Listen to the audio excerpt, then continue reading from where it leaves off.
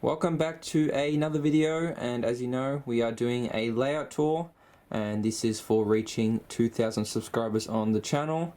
So yeah, we haven't done a layout tour in over a year now, so since then a lot of things have changed on both the HO and N scale sides.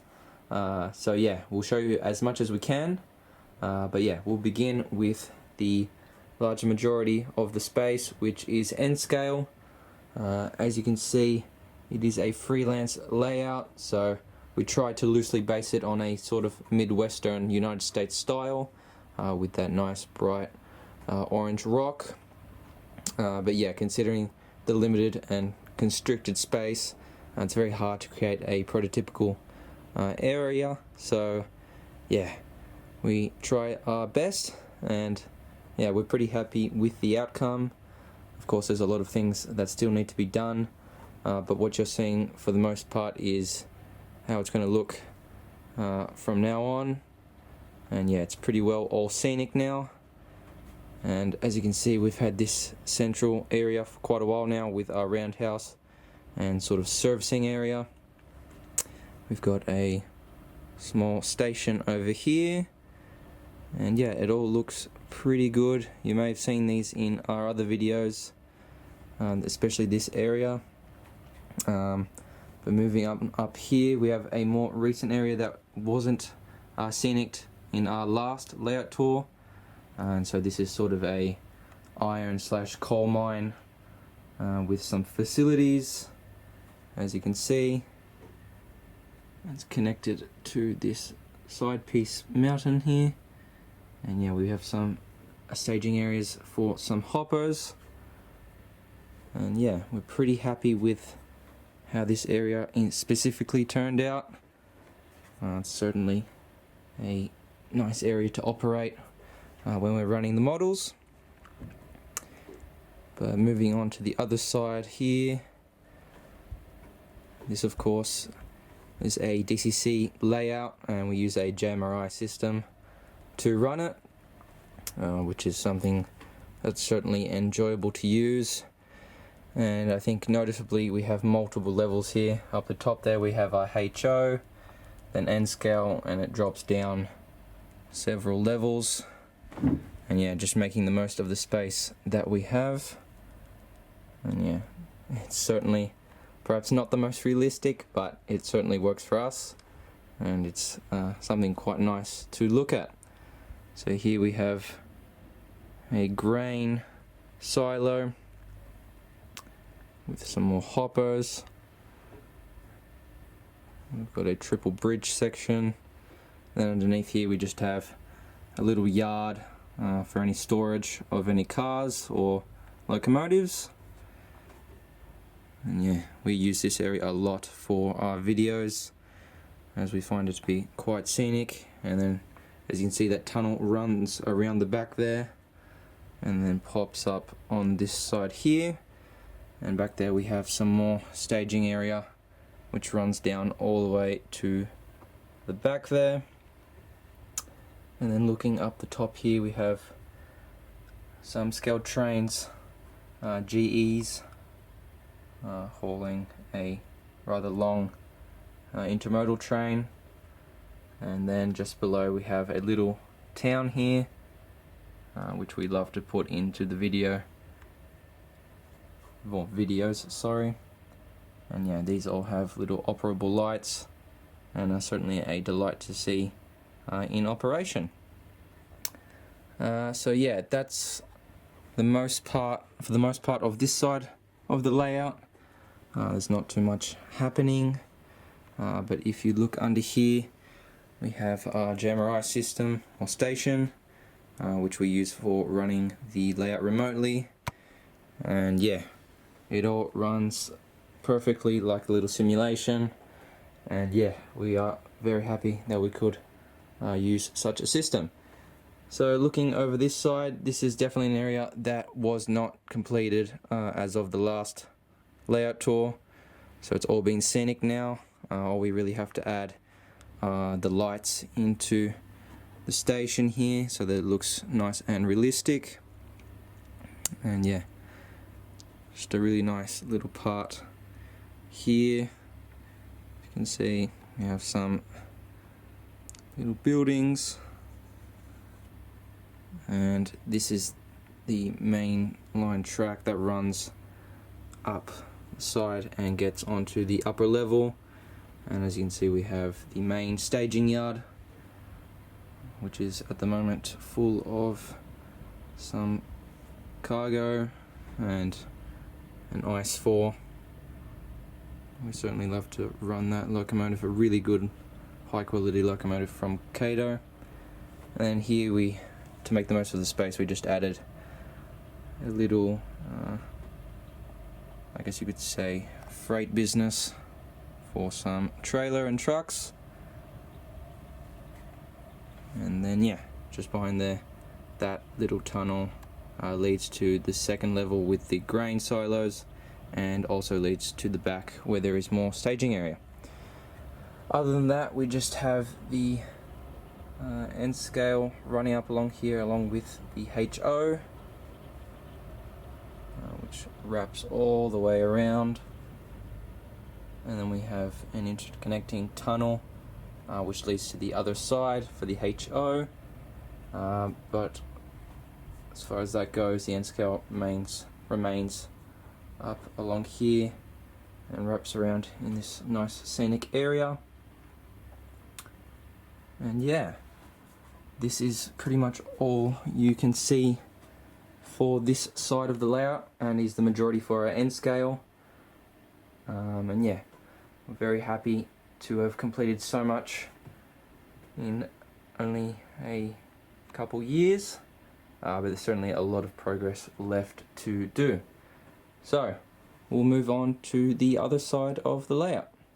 So as you can see, we have come into the other room now, and this is where HO really takes its stead and is of course the main thing in this smaller room. But just to finish off with the end scale, we have only just recently completed this rather large intermodal yard for the end scale.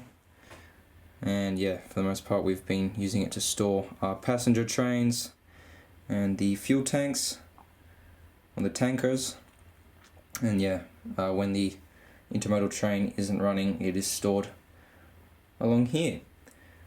So this is one of the final areas we've had to scenic for end scale, and all we have remaining is this little back area here, which as you can see is uncompleted. But if you look under here, we decided to change up the type of scenery just for a little bit of fun and to change it up. And it's just a nice hilly green landscape, breaks up that strong orange that we have in the other room. But yeah, that is all for our end scale. Moving on to our centerpiece of the HO side, we've got this nice little, I guess you could say, ravine for our HO locomotives to run along. This is all being plastered and completed, I believe, last summer for us, winter for the United States. And yeah, this certainly took a lot of work to complete, but we're certainly happy with the way it's turned out. You can see we have a nice little waterfall here. It comes up from the mountain there. And then looking up along the top, just some staging area for our HO locomotives. And then that leads on to a nice large roundhouse, which is currently full of steam locomotives. And then we have some little locos here and there. And then looking along the back, this has also been recently scenicked. And yeah, we're pretty happy with the way it's turned out, although there are things like signals that need to be installed, and a bit of weathering on the buildings, especially as they are pretty plain at the moment. But yeah, we'll be soon to get on to doing that. We've got a little bit of background there just to break up from the plain brick and cinder blocks. But yeah, we try to make the most of the space. Up along here, we just store the locomotives that can't fit onto the tracks. And as you can see, we have a plentiful amount. And just below that, we've got this ring for the HO locomotives to run. And this track leads down into the other room and is another way to interconnect. If you can see down there. And yeah, we've also yet to scenic that, although that is not too important, as when you're down there it's a bit hard to see unless you look up. But down here, once again, just more staging area for any cars or locomotives. And then this is our most recently scenic area, just a silo there for cement, and then we've added a nice little rocky hill there. And yeah, that's pretty much that for that side. There isn't too much going on, and it's definitely things that we've seen in previous videos, especially when it's come to running the locomotives. But yeah, this here is the weathering station. As you can see, I have a current project going on this Scale Trains SD45, and yeah, hopefully it should be done soon. We are probably going to sell this locomotive to make space for a few others, but yeah, we certainly love doing a bit of weathering. Really adds life to the models. And yeah, that's our station. So we have a little weathering airbrush booth, airbrush, and then a bunch of other supplies. So that's it for this room. We've got one little add-on piece, and that's about it for our tour. So finally, if we come up into this room, this is our yard for the HO, as well as the interconnecting area from the tunnel in the N scale room. As you can see, it is pretty barren, as no one really comes back here, and yeah, it's purely functional, but I'm sure eventually we will get to adding some scenery. And if you look back there, there is even another piece which you can't see, just to protect it from the elements. But yeah, it's just a loop for longer trains to turn around. But yeah, as you can see, we've just been storing some trains here. And yeah, this is basically just a supplies room. Nothing pretty. But yeah, that's pretty much it for this area. So that was pretty much a summary of our layout. As you've seen, we've got two different scales, and yeah, it's certainly a lot of fun to be able to use the advantages of both. In that N scale, we've got the ability in such a small space to run decently long trains and have a rather large layout for N scale.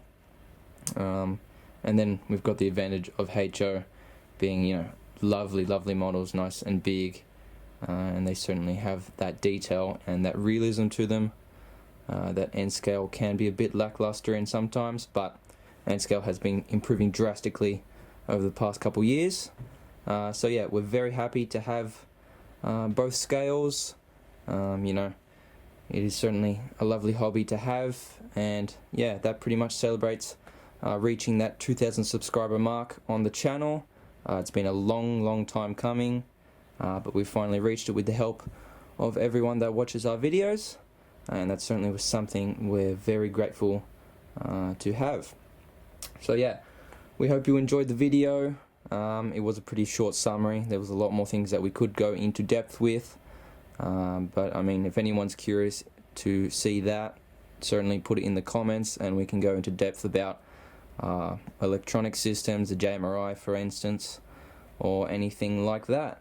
So thanks for watching, and we'll see you in the next one.